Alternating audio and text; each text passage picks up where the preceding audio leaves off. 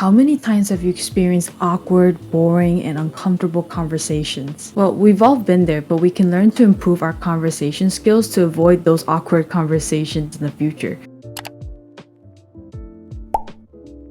From Celeste Headley, journalist, author, speaker, and musician. Number 1, don't multitask, be present. Number 2, don't pontificate. If you want to state your opinion, then write a blog. Number 3, use open-ended questions. Use who, what, where, when, and why questions. Number 4, go with the flow. Let your thoughts get out of your mind. Number 5, if you don't know, say you don't know.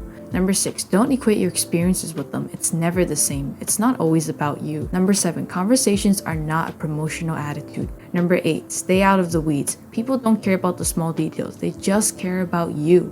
Number 9, listen. Number 10, be brief. Thank you, I just really needed someone to talk to, said a patient in a clinic that I worked at. But I knew what she really needed was someone to listen.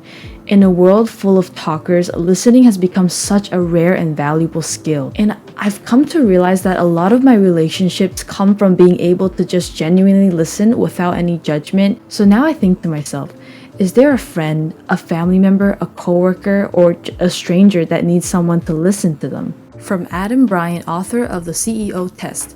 Be fully present. Turn off your phone and monitors. Don't think about anything else except for what the other person is saying. No judgments or agendas. Use the acronym, Why am I talking? Show you're listening, nod encouragingly, and lean in. Seinfeld used to have this trick for addressing uncomfortable conversations with meetings with people using numbers. Here's my trick for talking to people. Numbers, Seinfeld says seriously. Ask them questions to which the answer is a number. Some examples are, how long have you lived here? What time do you start? When did you do that?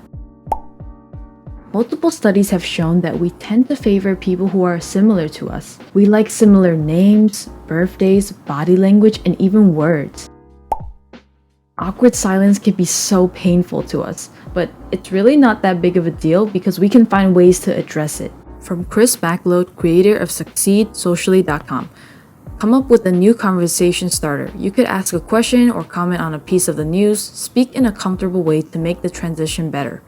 Comment on the silence. Sometimes you can make a casual observation on the silence. Say things like, well, it looks like we've come to the end of that thread. Take the opportunity to exit the conversation.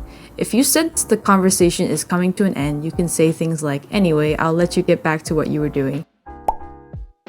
A compliment can truly brighten someone's day instantly. It can make a person feel proud, appreciated, and happier. I've made it a personal rule to always give a genuine compliment to each person that I talk to every day.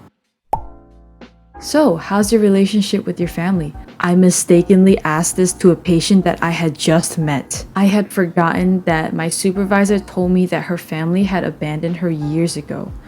And you can imagine her response next. She proceeded to tell me off, saying that I had no right to ask her that question as a stranger. And yeah, I know I've learned my lesson. So there are certain topics that we can talk about depending on the relationship with the person we're speaking to. From Tim Herrera, writer of Smarter Living, Tier 1 is safe territory, sports, weather, pop culture, local celebrities, and any immediate shared experience. Tier 2 is potentially controversial, religion, politics, dating, and love lives. Tier 3 includes the most intimate topics, family, finance, health, and work life.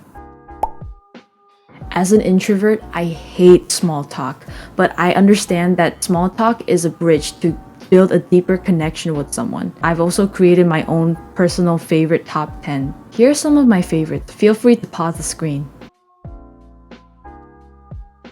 Hopefully with these tips, we can all have better and less painful conversations with other people. Thanks for watching.